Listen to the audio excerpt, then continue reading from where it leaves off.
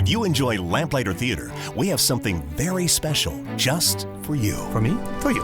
Lamplighter Theater presents The Chronicles of Finian T. Jones, the bookend collection. If you're truly ready for a change, open the door.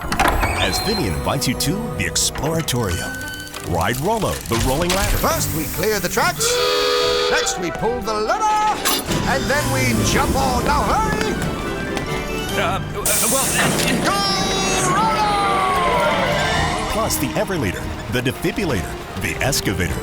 And each bookend is filled with timely wisdom inspired by Scripture. God makes everything beautiful in its time. Plus the story of how Lamplighter Theater began with Dr. Mark Hamby. That moment changed my life of faith forever. The Chronicles of Finian T. Jones, the bookend collection.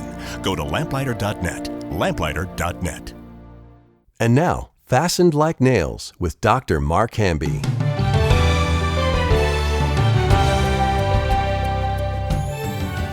There are 4 styles of parenting: dictatorial, detached, enmeshed, and indulgent. Now, some of you may think that homeschooling, that you have to attain a certain level of perfection. Like, for example, the family we saw here singing. Wow, now that was admirable. And when I see families like that, I say to myself, wow, if I could only have had a family like that. And they're all shaking their head up here going like this, It's not that way, is it? In fact, it's a fight, isn't it? Yeah, we're in a battle, folks. And there's one thing that we're in a battle with, and that Satan wants: our children. And they're going to destroy our children by destroying our marriages. That's how he does it. Because the church isn't strong today, because the families aren't strong today.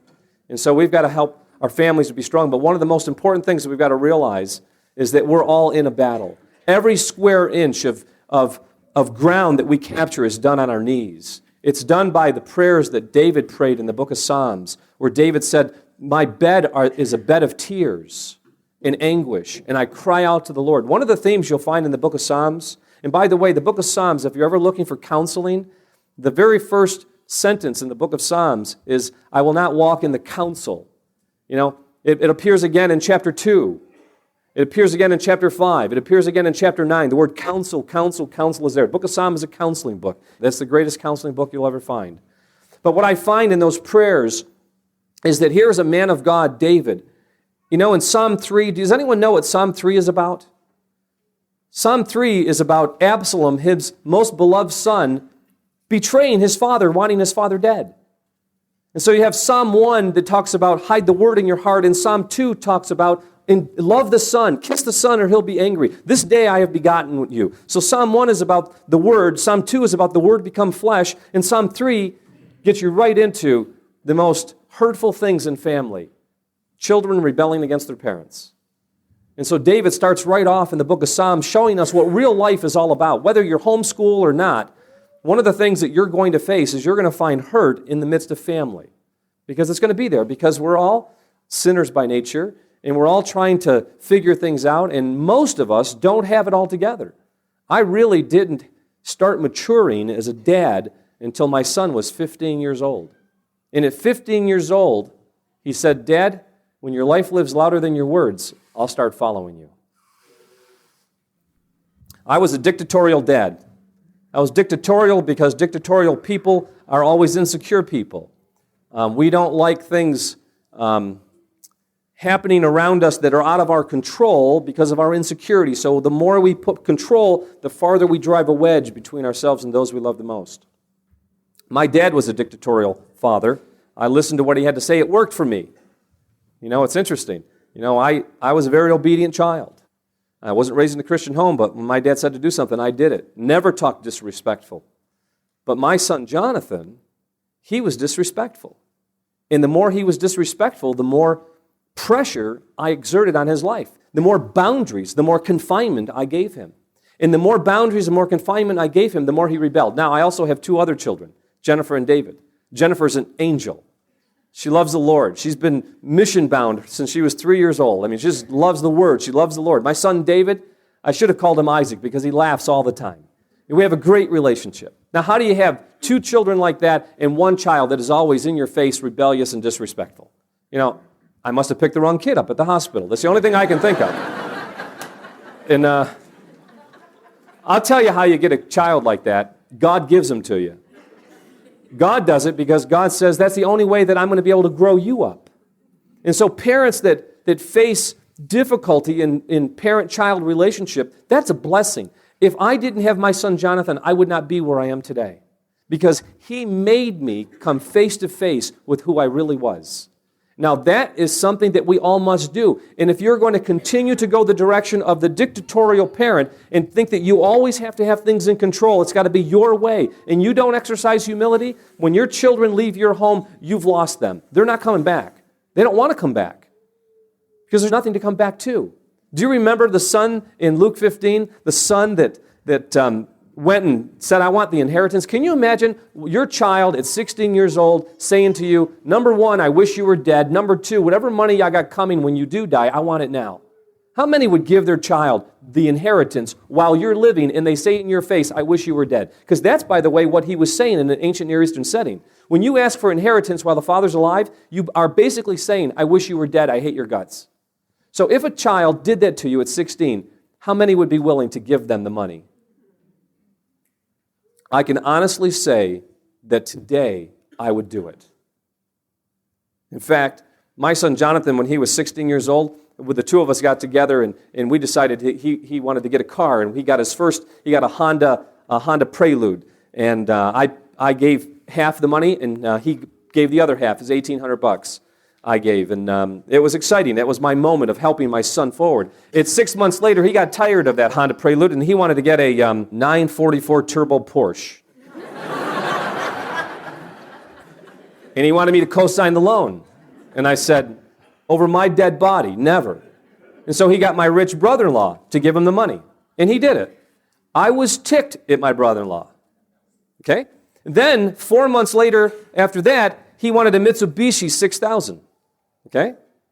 And you want to know what? He came to me first because I learned a lesson. I don't want him ever going to my brother-in-law again. Okay? Because the child in Luke 15, when he came to his senses, where's the first person he went to? Dad. And what did Dad do when he found out that his son was coming home? What did he do physically? He ran. You know? That elderly father ran. He risked everything. His grace was radical. Folks, we must show our children the radical grace that Jesus, God himself, showed us by coming down and getting dirty and being willing to be nailed on a cross. That's what true parenting is all about. It's willing to get dirty. You don't have to have things in control. That's a fallacy. That's not biblical. What's biblical is that God himself, who knew no sin, became sin for us, and he came publicly humiliated so that we can be drawn to him. I want to draw my child's heart back to me. That's what I want. And if it costs me some money to do it, I'm going to be willing to pay for it now because that father put it all on the line. Now, I know this type of thinking is just kind of like not normal homeschool type of thinking. We can't be thinking normally. We got to be thinking biblically. So I said, Jonathan, you want me to co-sign the loan? I'll co-sign it. Okay. I think it was $12,000. I co-signed it. He paid every cent of it. 6 months later, he wants an MR2. Sure, you want me to sign it, John? Hey, John, in fact, he didn't even have to ask me. John, you want me to sign a loan for you? And I signed it. He then got a Firebird. Then he got all these sports cars. From 16 until the time he was 20 years old, he was flat broke, totally dependent on me still living in my house because he couldn't afford to go anywhere else. You guys see the wisdom? Huh? It's awesome. And he kept being dependent on his dad. And to this very day, you want to know what he called me up 2 nights ago? He's now married, living in California with a wonderful woman of God. And he said, Dad, I'm buying a house. Can you help me? I'm the first person he came to. He said, Dad, if you don't have it, I can go to Uncle Sam. No, John, I'll help you, whatever. You know, I'll cash in a life insurance policy, whatever it needs. Isn't that great to have your kids come to you? Because you know what? That's what I do on a daily basis. Father, I need your help today. That's the precedent we're setting. Father, I need your help today because I don't know who else to go to. I want my kids to come to me because that sets the pattern for them to go to God. And that's what we're trying to teach our children. So dictatorial, it doesn't work. Detached, life depends on keeping others from blaming me for what goes wrong. You know, hey, go ask your mother. Go ask your father. Folks, by faith, we need to step into the fray. We need to step into things that are unknown to us and say, God, I don't know what to do here. I don't know how to do it, but I'm going to try to make some decisions here. It's okay if you make a wrong decision. But you got to start exercising faith, because without it, you can't please God, and you're not going to help your kids.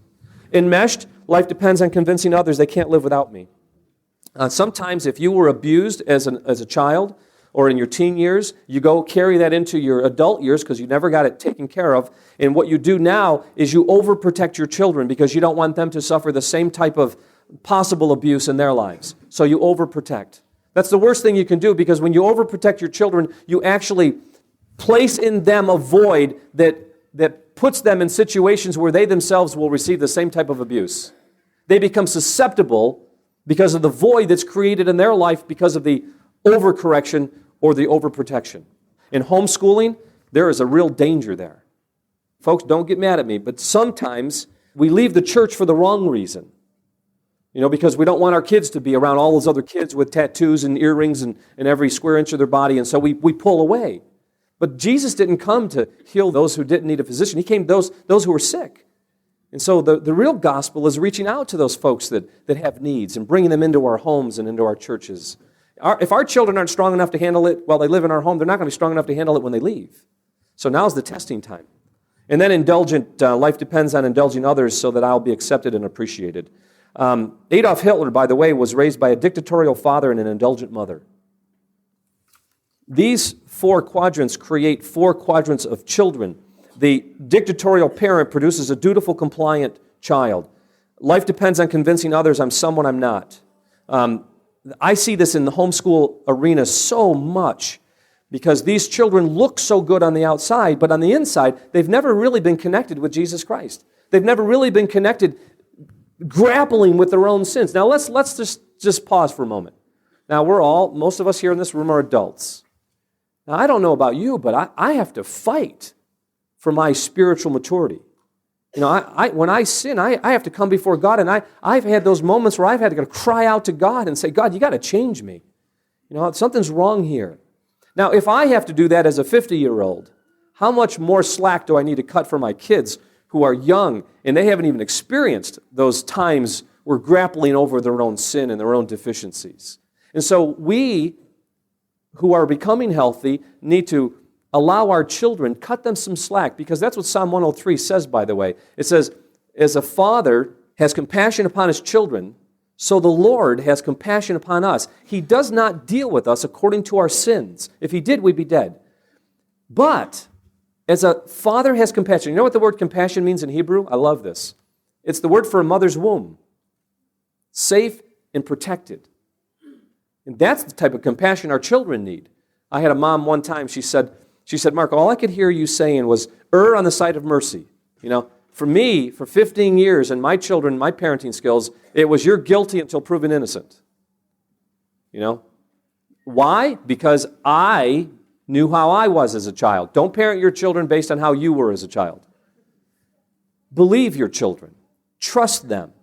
And if they have sinned, God will reveal that. God's pretty good at his job, by the way. You can give it back to him. Deal with things as they come up, but build your children's self-worth and self-esteem. There's plenty of time to deal with their sin. It's going to be exposed from time to time. How you deal with it is the important part. And how you deal with it, first and foremost, with mercy. Because God's mercy is to 1,000 generations, his judgment is to the 3rd and 4th. The disparity between God's mercy and his judgment is 1,000 to 4. That is unbalanced discipline, isn't it? But that's how God is. Unless our children see God in us, in our parenting skills, then we are going to move them away from God. Never once in 28 years of being a Christian, not one time have I ever been afraid to come before my Father in heaven after I've sinned. Not once. There is no fear because his loyal love, his mercy endures forever. And that's wonderful. Our children need to have the same with us. They should never be afraid to come to us admitting their sin. We need to give them that grace environment that cultivates this response in them that they can, after they've sinned, rather than going hiding it like Adam and Eve, they can come and expose themselves because they're not afraid of reprisal. Just think of how God has treated us. How many times has He not condemned me or even punished me after I've admitted my sin. It is amazing, isn't it? Wow. And I wish I'd known this before, because I would have parented entirely differently with my son Jonathan. So this mother, she said, my son talked disrespectfully, and she said, boy, I took that belt off the wall in the kitchen and I started chasing him. Now, if you got a belt hanging on the wall, something's wrong. And if you're chasing your kids to discipline them, something's wrong. So she's running. He goes down in the basement, and there's a pool table down there. She said he ducks right underneath the pool table. She said, just before I got there, all I could hear was, err on the side of mercy. She said, I dropped the belt right out of my hand. I crawled underneath the pool table, and there he was. And I said to him, you're having a really bad day, aren't you? She said, he just resisted me. Now, I don't know about you, but when I do things right and someone resists me, that's the true test of whether or not there's real mercy in my heart. She said, I went under there and I said, you know, Mommy's had some bad days like that when I was your age. I remember them. Do you mind if I pray for you? No.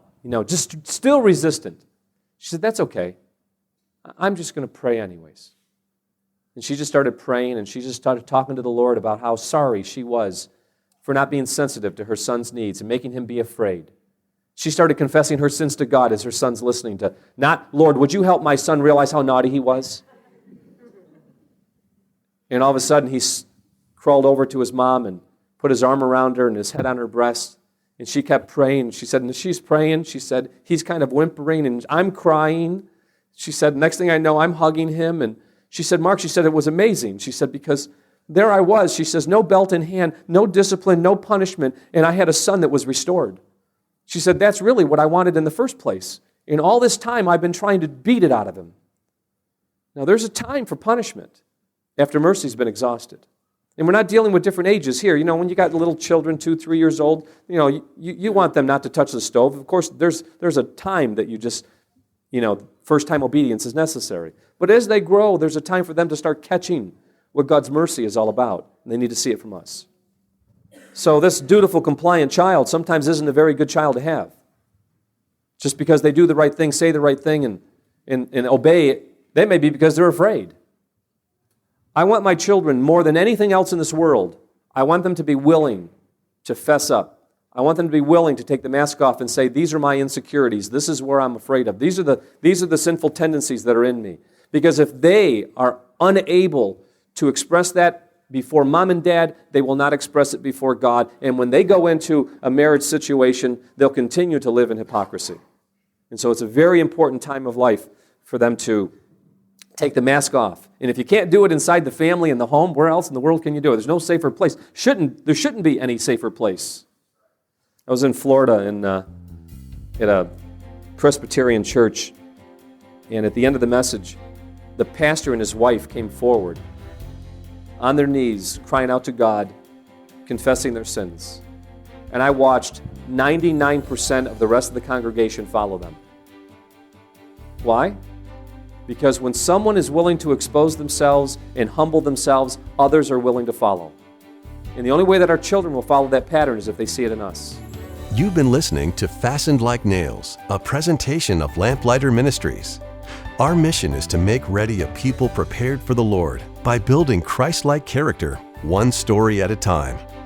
To learn more about our family collection of rare books, dramatic audios, or guild programs, visit lamplighter.net. To hear more podcasts, search for Fastened Like Nails wherever you listen to podcasts.